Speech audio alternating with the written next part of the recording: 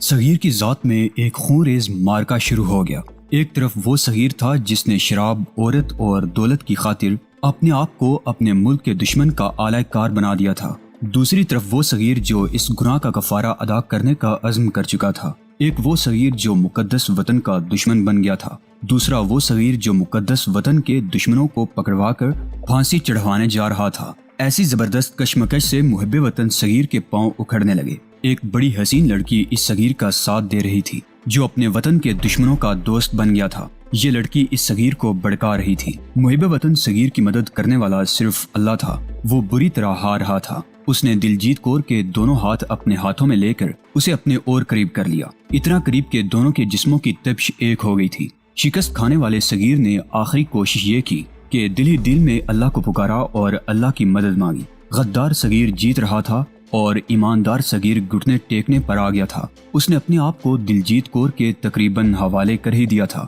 کچھ دیر پہلے ہوا ذرا تیز چل رہی تھی، لیکن اب ہوا بالکل ہی رک گئی تھی اور درختوں کی ٹہنی اور پتے خاموش اور ساکن ہو گئے۔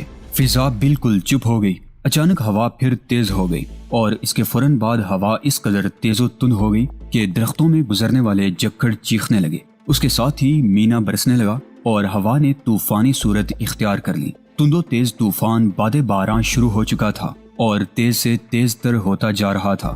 بارش کے قطرے جسم پر اس طرح پڑتے تھے جیسے کنکریوں کی بوچھاڑیں آ رہی ہوں۔ طوفان کے زناٹے اور چیخیں ایسی جیسے چڑیلیں ایک دوسرے پر ٹوٹ پڑی ہوں اور ایک دوسرے کو چیر پھاڑ دینے کے لیے چیخ چلا رہی ہوں۔ درختوں کی مضبوط ٹہن بھی طوفان کے آگے بے بس ہو کر تنکے بن گئے تھے۔ وہ دونوں جن درختوں کے نیچے بیٹھے ہوئے تھے، ان درختوں میں سے ایک درخت کا ایک ٹہن ٹوٹنے لگا اور اس کے ٹوٹنے کی آواز اس قدر خوفناک تھی کہ دلجیت کور خوف زدہ بچے کی طرح صغیر سے لپٹ گئی۔ لیکن اب وہ جوان سال لڑکی نہیں بلکہ دہشت زدہ بچی تھی۔ اس کے حیوانی جذبات طوفان باد و باران کے ساتھ خس و خاشاک کی طرح اڑ گئے۔ پھر ایک اور درخت کا ٹہن ٹوٹا۔ ٹوٹنے کی کڑکڑ کی آواز ایسی تھی جیسے مشین گن سے فائر ہوتی ہے۔ درختوں میں گزرنے سے طوفان کا شور ایسا جیسے ہوائی جہاز سر کے اوپر سے گزرتے جا رہے ہوں۔ اتنے مضبوط درخت جھک کر دوہرے ہوئے جا رہے تھے۔ دلجیت کور، صغیر نے دلجیت کور کے ایک کان کے ساتھ منہ لگا کر اور چلا کر کہا، ذہن سے گناہ کا خیال نکال دو۔ اگر کسی خدا کو مانتی ہو تو اس سے مدد اور معافی مانگو۔ اللہ تیرا شکر۔ صغیر نے دونوں ہاتھ آسمان کی طرف کر کے بلند آواز سے کہا، اللہ تیرا سو سو شکر، تیری ذات باری نے میری مدد کی ہے۔ تیری اس بارش نے میری نیت سے گناہ دھو ڈالے ہیں۔ گٹاؤں نے چاند کو اپنے پیچھے چھپا لیا تھا۔ بجلی چمکتی تھی تو کچھ نظر آتا تھا۔ درختوں کے اس جھنڈ میں ایک درخت بڑا پرانا تھا جس کا تنا خاصا چوڑا تھا اور اوپر سے یہ درخت گنا تھا۔ صغیر نے دلجیت کور کو اٹھایا اور اس درخت کے تنے کی اوٹ میں لے گیا۔ دونوں وہاں بیٹھ گئے۔ اس درخت نے دونوں کو طوفان کی تیزی اور تندی سے محفوظ کر لیا۔ درخت کے پتوں سے بارش کے قطرے بارش کی طرح گر رہے تھے، لیکن وہ دونوں اس خطرے سے محفوظ ہو گئے تھے۔ کھڑے ہو جاتے تو یہ طوفان ان کے پاؤں اکھاڑ کر نہ جانے کہاں سے کہاں تک پہنچا دیتا۔ صغیر پر دلجیت کور کے اشتعال انگیز رویے سے جو احساس غالب آ گیا تھا وہ بالکل ہی مر گیا۔ صغیر کی تمام جسمانی اور روحانی قوتیں بیدار ہو گئیں اور وہ نہ صرف یہ کہ سکون محسوس کرنے لگا بلکہ اپنے آپ کو اتنا طاقتور سمجھنے لگا جیسے اس طوفان کے مقابلے میں کھڑا ہو جائے گا۔ محب وطن اور ایماندار صغیر نے غدار صغیر کو لہو لہان کر کے طوفان باد و باران کے آگے پھینک دیا تھا۔ صغیر کو معلوم نہیں تھا اور دلجیت کور کو تو بالکل ہی علم نہیں تھا کہ اللہ تبارک و تعالیٰ نے قرآن میں وعدہ فرمایا ہے کہ اے ایمان والو، اللہ اسی طرح اپنی نشانیاں دکھایا کرتا ہے، اور یہ کہ تم ابلیسی قوتوں کے مقابلے میں ثابت قدم ہو جاؤ تو اللہ تمہاری مدد کے لیے فرشتے اتار دے گا۔ صغیر اتنا سمجھ گیا کہ یہ طوفان باد و باران ویسے ہی نہیں آ گیا، یہ اللہ کی خاص مدد تھی۔ صغیر اور دلجیت کور درخت کے تنے کے ساتھ پیٹھ لگائے بیٹھے رہے اور بیٹھے بیٹھے ہی سو گئے۔ وہ طوفان سے لا تعلق اور بے فکر ہو گئے تھے۔ ڈاکٹر عبدالرشید کے دوست وہاب، اشتیاق اور ظفر جب آگرہ گئے تھے تو انہوں نے ڈاکٹر رشید کو فرار کرانے کا پلان تیار کر لیا تھا۔ عبدالستار نے انہیں کہا تھا کہ وہ چلے جائیں اور وہ انہیں خط لکھ کر بلا لے گا۔ وہاب نے عبدالستار کو احتیاط کے طور پر اپنے گھر کا نہیں بلکہ کوئی اور ایڈریس دیا تھا۔ ایک روز امبالہ کے اس ایڈریس پر وہاب کو ایک خط ملا۔ اس پر عبدالستار نے اپنے نام کی جگہ کوئی اور نام لکھا تھا جو انہوں نے آگرہ میں طے کر لیا تھا۔ عبدالستار نے لکھا تھا، آپ کے بھائی صاحب بالکل خیریت سے ہیں اور آپ کو بہت یاد کرتے ہیں، پہلی فرصت میں ہی آ جائیں، ملے بہت عرصہ ہو گیا ہے۔ اگر آپ کی ہمشیرہ بھی ساتھ آ جائیں تو میری بیوی کا بڑا پرانا شکوہ ختم ہو جائے گا۔ انہیں تاج محل دکھائیں گے۔ میں نے آپ کی سیر و تفریح کے لیے پروگرام طے کر لیا ہے۔ اگر آپ اپنی گاڑی پر آئیں تو یہاں سیر و تفریح میں سہولت رہے گی، ورنہ ٹیکسیوں پر ہی بے شمار پیسے نکل جائیں گے۔ کوشش کریں کہ آپ جلدی پہنچ جائیں۔ وہاب سمجھ گیا کہ یہ عبدالستار کا خط ہے اور ڈاکٹر رشید کے فرار کے پلان پر عمل کرنے کا فیصلہ کر لیا گیا ہے۔ وہاب نے یہ خط اپنے دونوں دوستوں کو دکھایا اور انہوں نے طے کر لیا کہ فوراً آگرہ کو روانہ ہو جائیں گے۔ تینوں نے گھر والوں کو بتایا کہ وہ سیر سپاٹے کے لیے دلی جا رہے ہیں اور وہاں سے 2-3 دنوں کے لیے شملہ جائیں گے اور 10-12 دنوں میں واپس آ جائیں گے۔ انہیں یقین تھا کہ 7-8 دنوں بعد واپس آ جائیں گے۔ امبالہ سے انہیں آگرہ جانا تھا، پھر آگرہ سے جالندھر۔ انہوں نے وہی گاڑی لے لی جس گاڑی سے صغیر کو ہسپتال سے فرار کروایا تھا۔ اس وقت گاڑی کے ساتھ نمبر پلیٹیں نہیں تھیں۔ اب یہ گاڑی نمبر پلیٹوں کے ساتھ جا رہی تھی۔ ایسی شناخت ناممکن تھی کہ اسی گاڑی پر صغیر کو فرار کرایا گیا تھا۔ سفید رنگ کی سوزوکی گاڑیاں اس ملک میں بے انداز تھیں۔ اگر ان 3 دوستوں کو ہی جانا ہوتا تو کوئی مشکل نہیں تھی۔ مسئلہ یہ پیدا ہو گیا تھا کہ خالدہ کو ساتھ لے جانا تھا۔ عبدالستار نے یہ جو لکھا تھا کہ ہمشیرہ کو ساتھ لے آئیں، اس کا مطلب یہ تھا کہ ڈاکٹر رشید خالدہ کے بغیر فرار نہیں ہوگا۔ اب خالدہ کو تیار کروانا وہاب کا کام تھا۔ اس سلسلے میں وہ خالدہ سے مل چکا تھا اور خالدہ تو پہلے ہی جیسے تیار بیٹھی تھی۔ اگلے روز وہاب اس ہسپتال میں گیا جہاں خالدہ کام کرتی تھی۔ وہاب اسے مریض کی حیثیت سے ملا اور سرگوشی کی کہ آج شام پچھلی ملاقات کے وقت اور اسی جگہ آ جائے۔ خالدہ نے کہا وہ ضرور آئے گی۔ خالدہ وقت پر اس باغ میں پہنچ گئی جہاں وہ پچھلی بار وہاب سے ملی تھی۔ وہاب نے اسے بتایا کہ وہ ڈاکٹر رشید کو فرار کروانے کے لیے آگرہ جا رہے ہیں اور اگر وہ ساتھ چلنے کے لیے تیار ہے تو اسے لے جائیں گے۔ میں ابھی اور اسی وقت چلنے کو تیار ہوں، خالدہ نے پرعزم لہجے میں کہا، لیکن یہ ضرور پوچھنا چاہوں گی کہ یہ فرار کہاں تک محفوظ ہوگا، یا ایسا تو نہیں کہ آپ سوچے بغیر یہ قدم اٹھا رہے ہیں۔ وہاب نے پچھلی ملاقات میں خالدہ کو فرار اور پناہ کے متعلق ساری بات سنا دی تھی۔ اب ایک بار پھر اس نے بتایا کہ ڈاکٹر رشید کو پاگل خانے سے نکال کر کہاں لے جائیں گے اور انہیں کون پناہ دے گا۔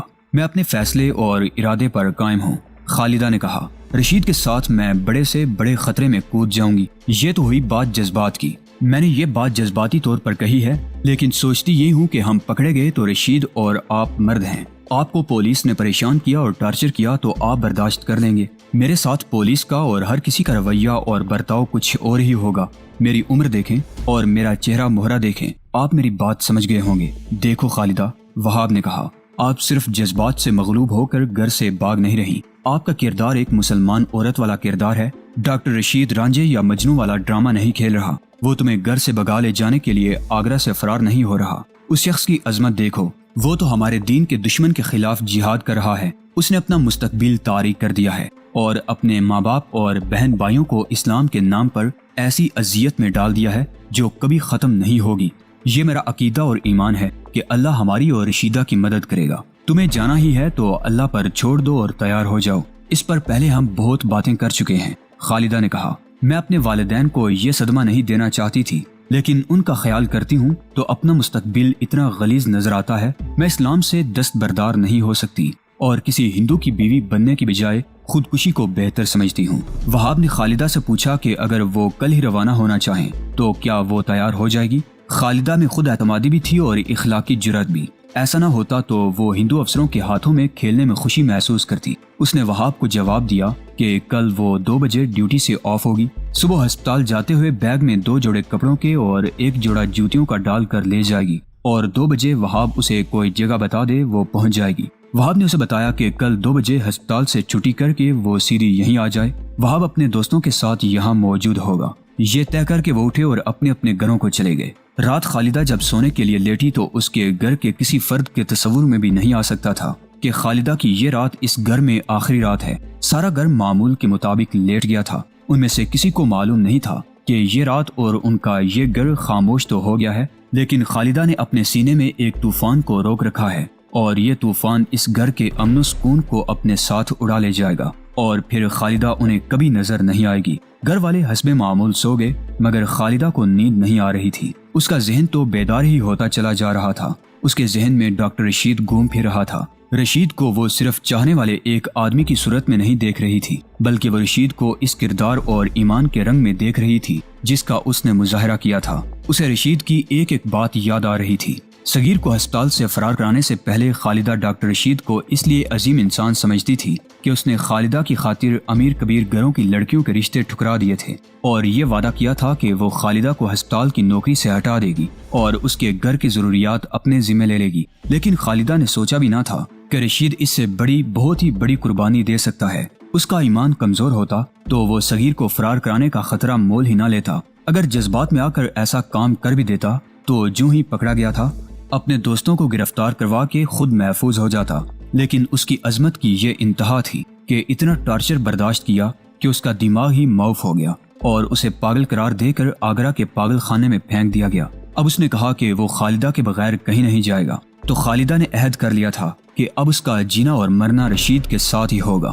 رات آدھی گزر گئی تو خالدہ کا ذہن اور ہی زیادہ بیدار ہو گیا۔ گھر کے تمام افراد پر گہری نیند کا غلبہ تھا۔ وہ اٹھی اور ننگے پاؤں چلتی اپنے باپ کی چارپائی کے قریب جا رکی۔ ایک روزن سے ہلکی ہلکی چاندنی اندر آ رہی تھی جس میں خالدہ کو اپنے باپ کا چہرہ دھندلا سا نظر آ رہا تھا۔ اس کا باپ دمے کا مریض تھا اور خالدہ بڑی محنت سے اس کا علاج کروا رہی تھی۔ وہ کچھ دیر سوئے ہوئے باپ کو دیکھتی رہی۔ خالدہ کے دل پر ایک بوجھ آ پڑا۔ اسے یہ اذیت ناک احساس ہونے لگا کہ وہ اپنے بیمار باپ کو دھوکہ دے کر گھر سے بھاگ رہی ہے۔ اس کی آنکھوں میں آنسو آ گئے۔ اس پر ایسی کیفیت طاری ہو گئی جس نے اس کے ارادے ہی متزلزل کر دیے۔ لیکن اسے یاد آیا کہ وہاب نے اسے یقین دلایا تھا کہ وہ اور اس کے دوست اس کے باپ کا علاج کروانے کے علاوہ اس کے گھر کی مالی اعانت کرتے رہیں گے۔ خالدہ کو اپنے باپ سے بہت ہی محبت تھی اور اس سے زیادہ محبت اسے اپنے چھوٹے بھائیوں سے تھی جن کی تعلیم کی خاطر وہ نوکری کر رہی تھی۔ اس کی ماں بھی بیمار تھی۔